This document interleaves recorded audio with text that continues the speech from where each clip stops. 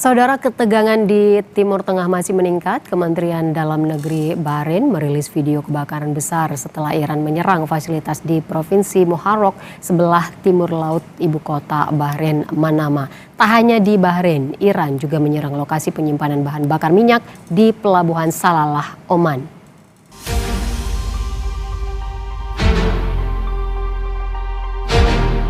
Video yang dirilis memperlihatkan kebakaran besar yang melanda tangki bahan bakar dengan petugas yang berusaha memadamkan api. Bahrain mengatakan militernya telah mencegat lebih dari 170 drone dan lebih dari 100 rudal sejak Iran mulai menargetkan negara-negara di kawasan tersebut setelah serangan AS dan Israel terhadap Teheran. Bahrain merupakan markas besar armada kelima Angkatan Laut Amerika Serikat. Dewan Keamanan PBB menyetujui resolusi yang menuntut penghentian serangan yang sangat serius yang dilakukan Iran terhadap negara-negara tetangganya di Teluk. Selain Bahrain, salah satu negara yang terdampak serangan Iran adalah Oman. Detik-detik serangan drone yang menyasar penyimpanan minyak Oman sempat terekam pekerja di sekitar lokasi Pelabuhan Salalah. Serangan drone yang diduga jenis Shahed 136 menabrak ke penyimpanan minyak Oman dan sempat menimbulkan ledakan. Akibat serangan, penyimpanan bahan bakar minyak di Pelabuhan Salalah, Oman terbakar hebat. Sejak hari Rabu, petugas damkar setempat terus berupaya memadamkan kebakaran.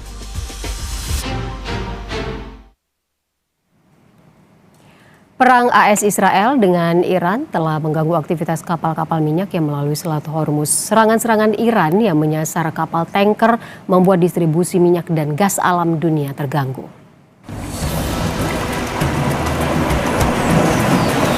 Iran secara efektif telah menghentikan lalu lintas kargo di Selat Hormuz.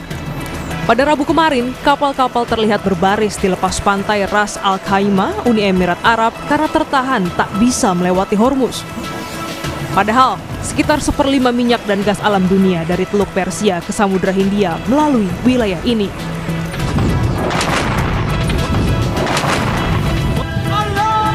Garda Revolusi Iran menyerang kapal berbendera Kepulauan Marshall dan Malta di Teluk Persia dengan menggunakan drone bawah laut. Kapal yang terbakar adalah Zephyros berbendera Malta dan Sevsi Vishnu berbendera Marshall. Akibatnya, 1 awak kapal tewas dan 38 lainnya berhasil dievakuasi. Sebelumnya, Iran juga menyerang kapal kargo milik Thailand di Selat Hormuz. Kapal ini diserang setelah berangkat dari Khalifa Port di Uni Emirat Arab. 20 ABK diselamatkan oleh Angkatan Laut Oman, sementara 3 ABK masih dicari. Militer Iran mengancam tidak mengizinkan kapal pembawa minyak melewati Selat Hormuz. مسلح جمهوری اسلامی ایران به دلیل در دست داشتن ابتکار در تنگه هرمز نیازی به بستن آن تنگه ندارند و بسته شدن تنگه هرمز به دلیل شرایطی است که آمریکا و صهیونیست‌ها بر کشورهای جهان تحمیل کردند و البته پرقدرت تکرار می‌کنیم هرگز اجازه نمی‌دهیم حتی 1 لیتر نفت به نفع آمریکا و صهیونیست‌ها و شرکای آنها از تنگه هرمز عبور کند و هر شناوری که شناور و یا محموله نفتی آن برای آمریکا و رژیم صهیونیستی و شرکای متخاصم آنها باشد هدف مشروع ما خواهد بود. Sementara itu pengiriman minyak ke Indonesia juga turut terganggu. 2 dari 4 kapal Pertamina hingga kini masih terjebak di Selat Hormuz. Sementara kapal Paragon dan Rinjani sudah keluar dari Selat Hormuz, masing-masing mengarah ke Kenya dan India. Pertamina terus melakukan koordinasi dengan berbagai pihak, termasuk Kementerian Luar Negeri, agar 2 kapal bisa kembali beroperasi. Kemarin ada 2 kapal yang memang sudah lanjut operasional, yaitu dari Peace dan Paragon dan Rinjani. Nah, kebetulan itu adalah untuk non-captive market, jadi bukan untuk Pertamina. Jadi 1 menuju ke Kenya dan 1 menuju ke India. Sementara yang masih berada di dalam teluk itu ada 2 kapal, yaitu Pertamina Pride dan Gamsunoro. Yang menjadi concern kami yang utama adalah keselamatan para kru dan keselamatan kargo kami. Sebelumnya, militer Iran mengancam tidak akan mengizinkan kapal pembawa minyak untuk kepentingan Amerika dan sekutunya melewati Selat Hormuz dan memperingatkan kapal itu bisa jadi target yang sah. Saudara, perang Iran versus Amerika Serikat berlangsung hampir 2 pekan dan belum ada tanda perang akan selesai dalam waktu dekat. Dampak perang di Timur Tengah merambat ke seluruh dunia termasuk Indonesia. Apa saja antisipasi yang perlu disiapkan pemerintah Indonesia terhadap dampak jangka panjang di berbagai sektor? Saat ini kami masih bersama wartawan harian Kompas, Mas Antonius Tomitri Nugroho. Mas Ato, kalau dampak perang antara Iran versus AS Israel ini kan menggoncang pasokan minyak di Asia dan juga Eropa. Imbas gangguan pelayaran di Selat Hormuz. Apa saja sebenarnya langkah yang harus disiapkan oleh pemerintah? Baik, karena ini isunya energi tentu harus dikelola seperti sudah dengan sebaik mungkin ya, karena mencakup kehidupan banyak orang. Pertama-tama tentunya adalah menentukan katakanlah mana-mana yang mungkin bisa dihemat gitu ya penggunaannya sejauh ini. Karena kita tidak tahu akan perjalanan ke depannya seperti apa. Walaupun tentu upaya dari pemerintah itu untuk membuat kapal-kapal tanker yang kepentingan Indonesia bisa sampai memenuhi kebutuhan kita. Tapi yang paling penting juga adalah sebenarnya mungkin negara-negara Asia juga mencari cara untuk kemudian menemukan jalur-jalur yang bisa menjadi alternatif dari jalur yang saat ini terganggu. Karena bagaimanapun kebutuhan minyak Asia dari Timur Tengah itu sangat besar, seperti bahkan Cina mencapai 80-90% termasuk juga Jepang. Dan inilah yang paling penting adalah bagaimana kemudian menemukan solusi, seperti misalnya ada beberapa masukan bahwa bisa melalui antara lain terusan Panama. Cuman itu kan terusan Panama dikabarkan itu masih banyak memasok minyak untuk Eropa gitu ya. Sedangkan untuk Indonesia dan Asia dan sebagian besar tentunya negara Asia lainnya yang besar seperti Cina dan Jepang itu juga melalui Selat Hormuz. Lalu ada beberapa cara juga disebutkan juga, yaitu melalui pipa yang kemudian disalurkan ke Laut Merah.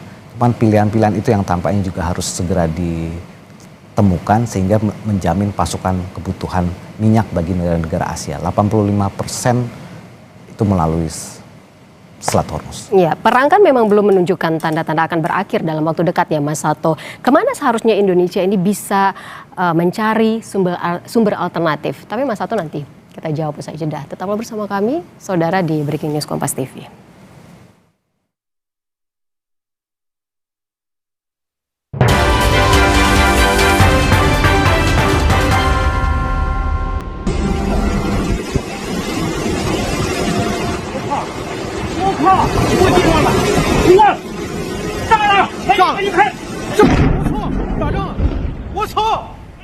Saudara, drone Iran diduga jenis Shahed 136 milik Iran menabrakkan ke penyimpanan minyak Oman. Akibat serangan terjadi ledakan hebat. Serangan drone yang menyasar penyimpanan minyak Oman sempat terekam pekerja di sekitar lokasi pelabuhan Salalah. Terlihat drone Iran diduga jenis Shahed 136 milik Iran menabrakkan ke penyimpanan minyak Oman dan sempat menimbulkan ledakan.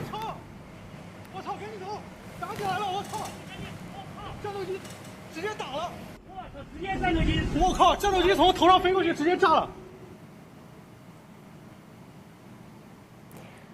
Tak hanya di Oman, Kementerian Dalam Negeri Bahrain merilis video kebakaran besar menyusul serangan Iran di kawasan Manama. Video itu menunjukkan kobaran api besar membakar tangki penyimpanan bahan bakar. Bahrain pada hari Rabu mengatakan bahwa militernya telah mencegat lebih dari 170 drone dan lebih dari 100 rudal sejak Iran mulai menargetkan negara-negara di kawasan itu usai serangan AS dan Israel terhadap Teheran.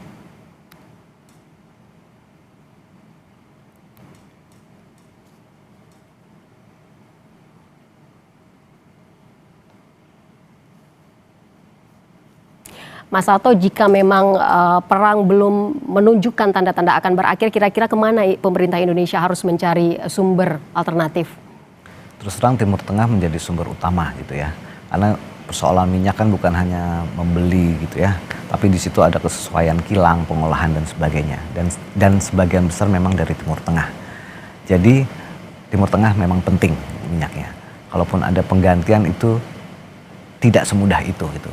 Jadi sebenarnya yang paling penting adalah memastikan memang jalur keamanan suplai minyak gitu. Dan itu dalam hal ini seharusnya ya menjadi bagian dari apa yang sudah dilakukan pihak-pihak yang bertikai sekarang, menjadi tanggung jawab gitu ya. Seperti Amerika ketika memulai perang ini bersama Israel, tentunya juga harus memperhitungkan aspek ini. Karena juga bagaimanapun negara-negara sekutunya seperti Jepang dan Korea Selatan itu sangat bergantung pada minyak dari Timur Tengah. Gitu. Jadi tampaknya kita perlu menunggu ya, perlu melihat perkembangan bagaimana kondisi Selat Hormuz itu yang pertama. Lalu bagaimana kedua upaya pencarian alternatif jalur.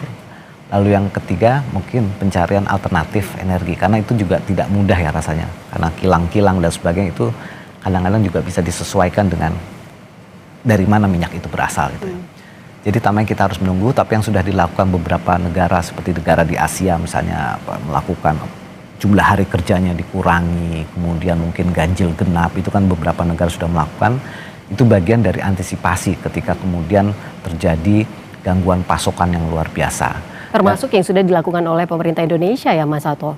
Iya, lalu bagaimana dampak terhadap harga minyak global Mas Hato? Ya tentunya meningkat dan bahkan sempat sampai di atas 100 kemudian balik lagi ya, dan kemudian sekarang perkembangannya juga mungkin sekitar 100.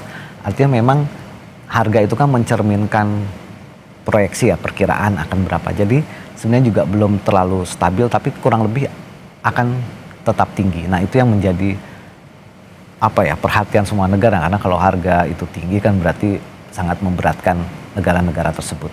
Jadi tampaknya kita perlu melihat beberapa waktu ke depan bagaimana kemudian Selat Hormuz itu kemudian bisa diatasi gitu ya, sehingga pasokan minyak bagi terutama Asia itu bisa lancar. Gitu.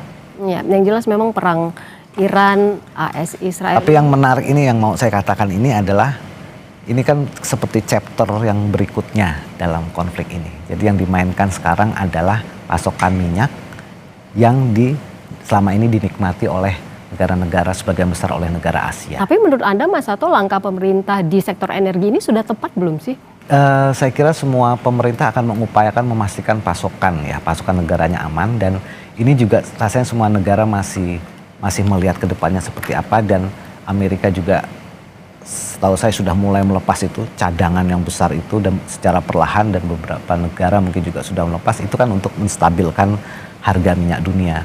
Tapi ada beberapa analis juga melihat bahwa itu tidak mampu untuk sangat menekan harga gitu. Jadi makanya ini kita harus menunggu ke depannya seperti apa. Ya, perang bisa memicu krisis energi global, tentu saja pemerintah harus dan perlu menyiapkan skenario kebijakan lintas sektor ini ya, termasuk di sektor energi. Mas Hato, terima kasih banyak sudah bergabung bersama kami di Breaking News Kompas TV. Antonius Tommy Trinugroho, wartawan harian Kompas. Sekali lagi, terima kasih Mas Hato, sehat selalu. Selamat siang. Dan saudara, kami masih akan lanjutkan Breaking News Kompas TV sesaat lagi.